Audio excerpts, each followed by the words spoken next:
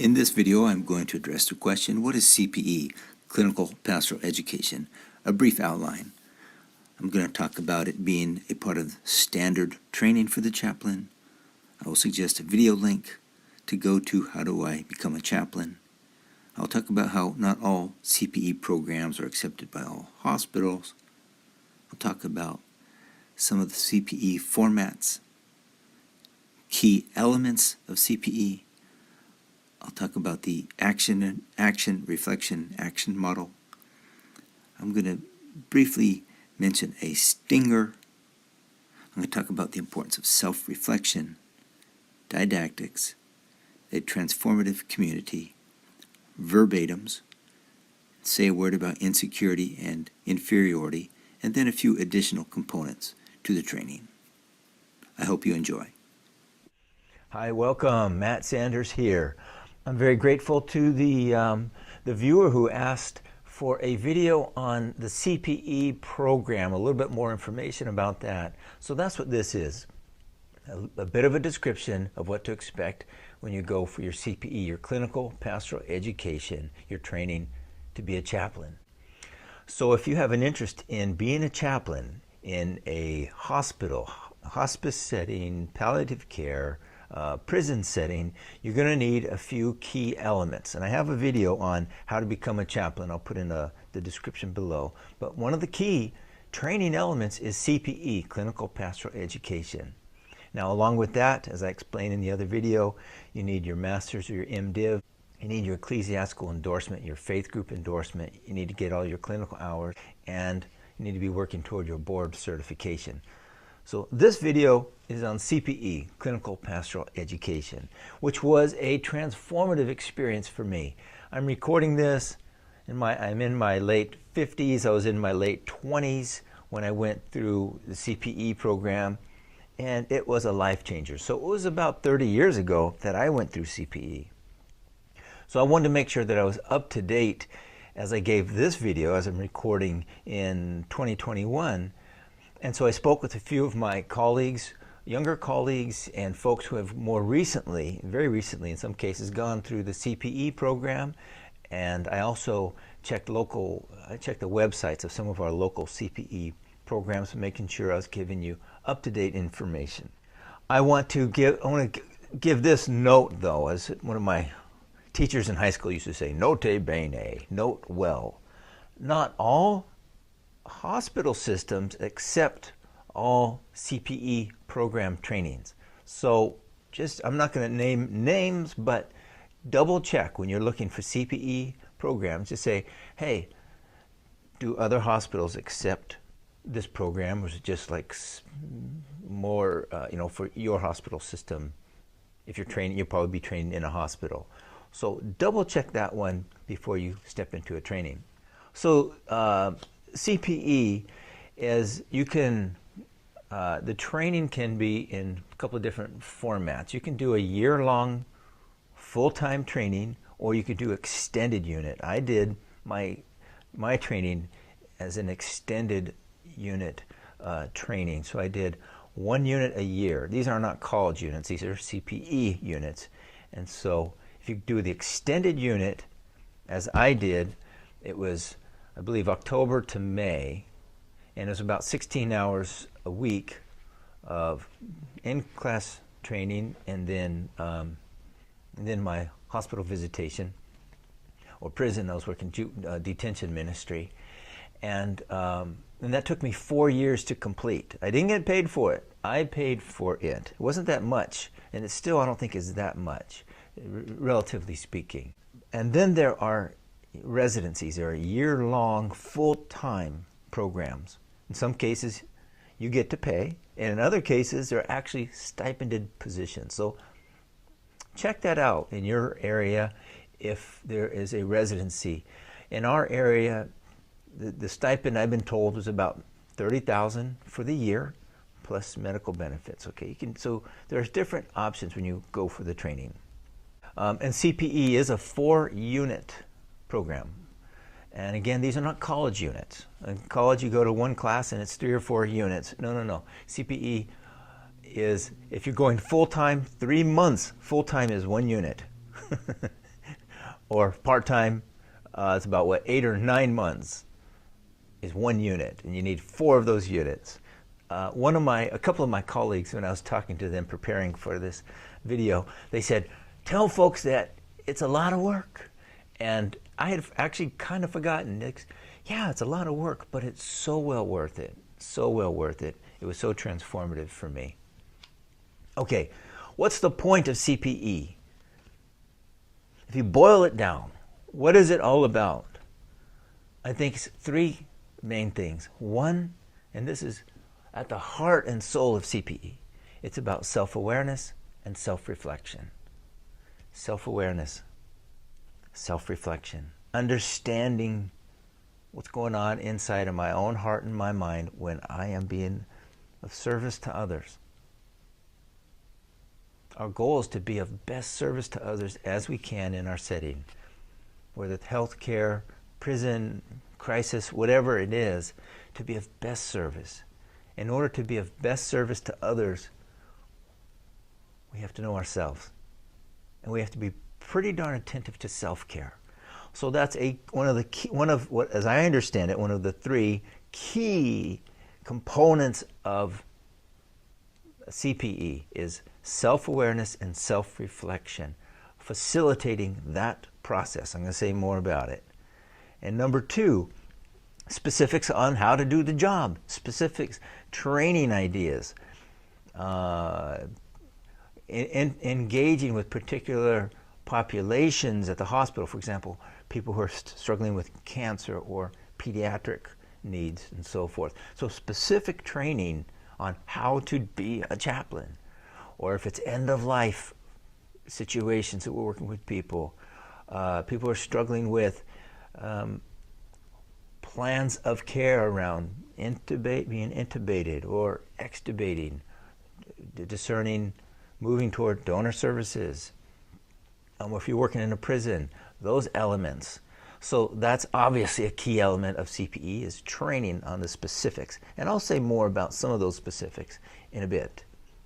And then the third element that's core to the whole CPE structure is the context of a supportive, transformative community. It's been really hard this last year with the whole COVID restrictions, so I don't know how CPE programs have been working through that, but that, regardless of how it looks, how the community gatherings look, that's a key element. So those 3 are key: self-awareness or self-reflection, the education and doing the work and understanding it. Put those together, the doing and the understanding of how to do it. And 3, the supportive community. So CPE is based on this action, reflection, action model. The grandfather of CPE is Anton Boysen, and this wisdom comes from his model, where he was big on what he called studying the living human document, where we serve others, and then we reflect on it later. How did those visits go? Could I have been of better service? What was going on inside of me? What was triggering me? So a big part of the CPE, a core, central part of the whole program, the whole process, the whole structure is you get out there and you serve, and then you come back with your supervisor and your cohort, your fellow chaplains in training, and you reflect on that, on your own process, in order to move out again back into action, into service. And then you come back and reflect. So it's this very helpful, transformative, organic process and cycle. It's a learn as you go structure, actually. So you have hours in class, and then you have hours on the floor. You have service. So CPE is about the combining of those processes. So on this topic of self-awareness, self-reflection, I have a little stinger for you, a little stinger. And the stinger is this: if you are not an excellent listener, I encourage you to give serious thought as to whether or not chaplaincy is for you. if you are not excellent at being patient with being with others amidst their suffering, then I would give serious thought as to whether or not chaplaincy is for you. Now, you're watching this video, so you probably are consistently a really good listener, an excellent listener, and you probably are really consistently a really good and excellent person at being with folks amidst their suffering. But if you're not, take a serious look at it. How can we be a good listener, and how can we sit patiently with those who are suffering? It comes back to right here. Can I sit patiently with my own inner stuff? Can I practice gentle self-care with whatever's going on inside of me? That's what it's about. So the CPE program is about training, helping us understand how to be consistently really good listeners, consistently really able, not just willing, but able to be with others amidst their suffering, amidst their struggles. So the whole CPE program is designed to help us develop this for sure. So I encourage you to hone those skills very, very gently but thoroughly. So on this topic of self-reflection, so the context of self-reflection is within a supportive community, is within the your cohort, your other chaplains who are working with you, and your CPE supervisor. You might have a supervisor and a supervisor in training, which is kind of a bonus. It'd be very nice. And so you'll have typically an hour of supervision a week, and you prepare for that. The self-reflection happens before your hour of supervision with your supervisor, where you just bring up topics that maybe you want to address, buttons that have been getting pushed, may talk about strengths and or struggles. Supervisors have different styles, but typically this would be very much a part of the process. You may talk about also your learning goals at the beginning of each unit. Typically that's standard. Okay, what do you want to focus on these months, for example, and then unit 2, how about this month? Similar learning goals, different. You want to focus on how to work with, let's say, oncology patients, one unit. Next unit, I want to work with trauma patients. Next unit, I want to work in the ER, emergency department, and see how I can be of better service in that capacity. So you have an opportunity to focus on your learning goals. Okay, so part of the CPE program, of course, is the learning how to do the stuff that we're called to do. So there will be classes, there will be didactics, and it could be taught by your supervisor, it could be taught by hospital staff, a physician could come in, for example, or a social worker could come in. An outside guest speaker, let's say someone's going to talk about donor services, someone's going to talk about how to be with folks who have questions, who are asking about next steps following a death. Okay, what information practically do we need to give to them? An outside guest lecturer may be someone from a different religious or cultural background that will give some specifics. When you're working with a Hmong patient, for example, these are some things you might want to keep in mind. So you expect some of those teachings, quite likely. Didactics may come from former CPE students who went through that program, who are now working as chaplains. And didactics could come from your cohort themselves, where a person will focus on a particular area of interest and then share that idea. One of my colleagues was talking about her interest was in neonatal loss and pregnancy loss. And so that was her area of study, and then she shared that with her team.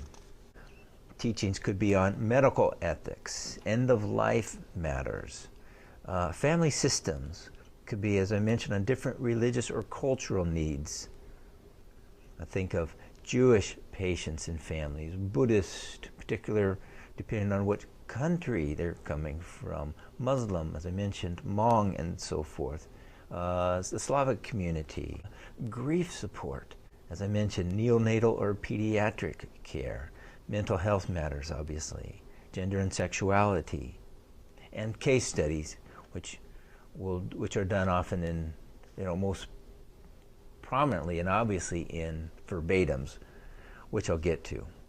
Now, your small group cohort is a fantastic part of the whole program.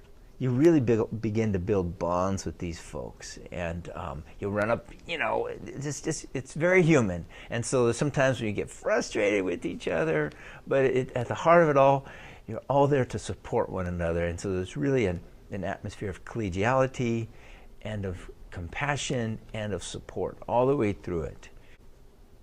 It is so fun to be a part of a cohort and to receive their gifts and challenges, and to be able to offer back to them our gifts and our support, even if it comes in the form of a gentle nudge or a challenge.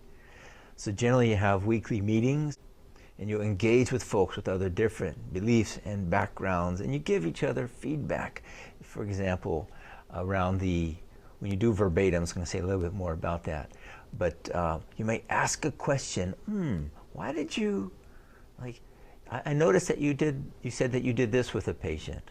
I was wondering why you selected that route to focus on rather than that route. So they might ask these generative questions of us without being judgmental, hopefully, just for the purpose of self-awareness and self-development.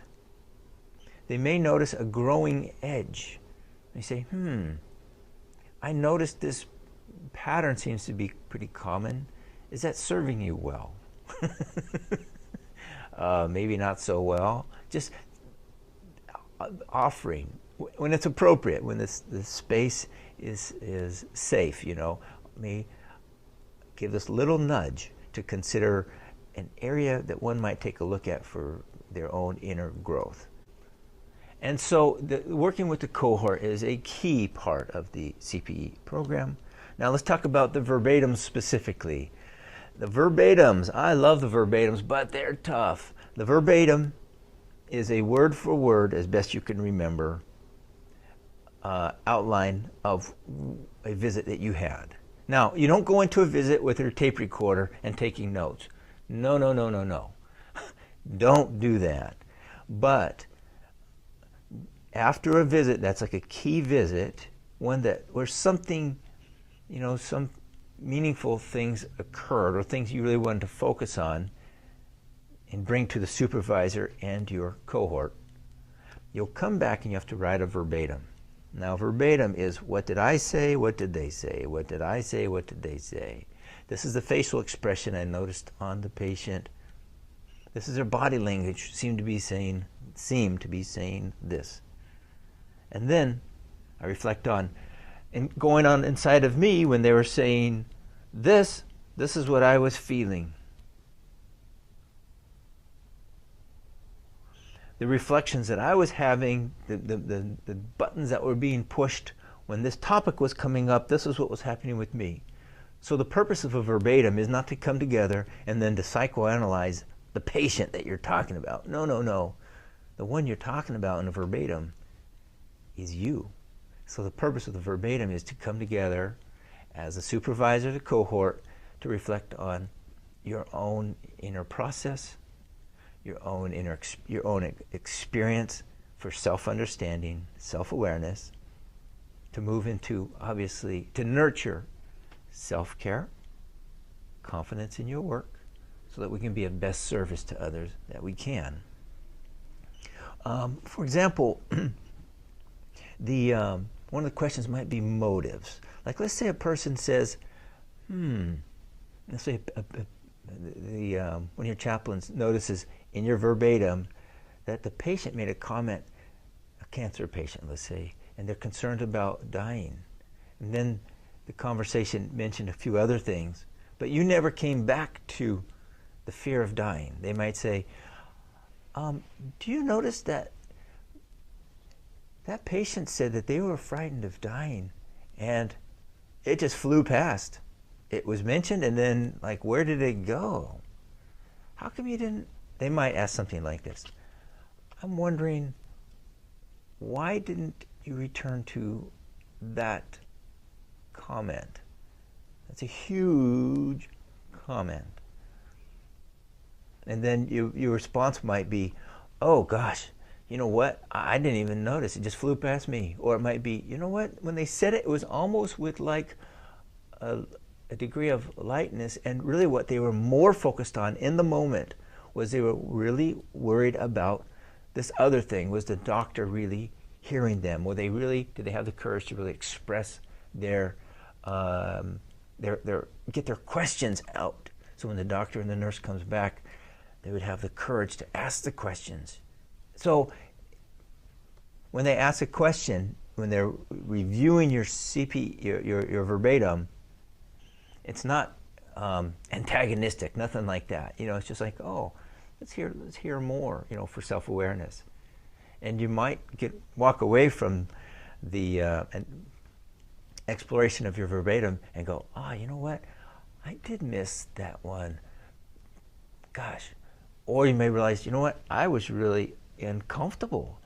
I didn't know what to do with them when they said, when they said that they were afraid of dying. So I decided to go with this other topic because I was more comfortable with it. You know, oh, okay. Well, we noticed that. You still did good work, you did good support, but it's good self-awareness for the future. Okay, 2 of the biggies that I want to encourage you for self-awareness, 2 of the biggies I want to encourage you to be aware of are these: insecurity and inferiority, fear and shame. Insecurity and inferiority, fear and shame. Now, these 2 movements inside of the human person are as common as dirt. They're so common. We all have them. And I just want to encourage you to be aware when those arise. Just watch it. Just be aware. Oh, there's insecurity again. I'm feeling anxious, frightened. There's inferiority again. I'm feeling embarrassed, ashamed, shameful. Just be aware. Why? Because these movements, insecurity and inferiority, fear and shame, can push us without us knowing it if we're not attending to it, if we're not aware of it. Or they can pull us, you know, without us knowing it if we're not aware of it. And so I don't think the goal is to try to get rid of those. No, those are going to arise. Those are going to, fear and shame, they're going to arise. They're so human. But just be aware and practice self-care. And in your own spiritual life, okay, one of my favorite prayers is, Jesus, I trust in you. Okay, there's anxiety again, there's embarrassment again, whatever. All shall be well. I can do all things to him who gives me strength, you know. Whatever works for you. But I encourage you to take a close look at those 2 elements in your own life, because they're a key part of, I think, of the human condition. And to ask, and to just observe, when you get triggered into your insecurities or inferiorities, your fear and your shame, when those get triggers, how do you tend to respond? Some people respond by attack. You know, it's like they draw their sword, they're ready to chop off a head, you know, or, you know, they just want to confront and punch and control and get their own way. Forget it, you know. In order to control the insecurity and inferiority inside of me, I'm going to control you. It's like, ooh, is that what's happening? Or, kind of the opposite is, oh, I'm feeling insecure and inferiority, those things. I'm just gonna hide. I'm gonna bail. I'm gonna avoid all of this. Or get into codependency patterns in which you say yes, yes, yes, when inside you're really saying no, no, no. Or inside you're saying, I'm not sure, I need a little bit more time. So it's just a matter of awareness and self-care. And these go a long ways in being of service to others and in modeling pretty healthy way of being with our own lives. It's good stuff. Wrapping things up, but here's just some tidbits, some additional parts of your training that you can expect. On call, you get to serve, you get to be on call. That's 24 hours, a few times a month.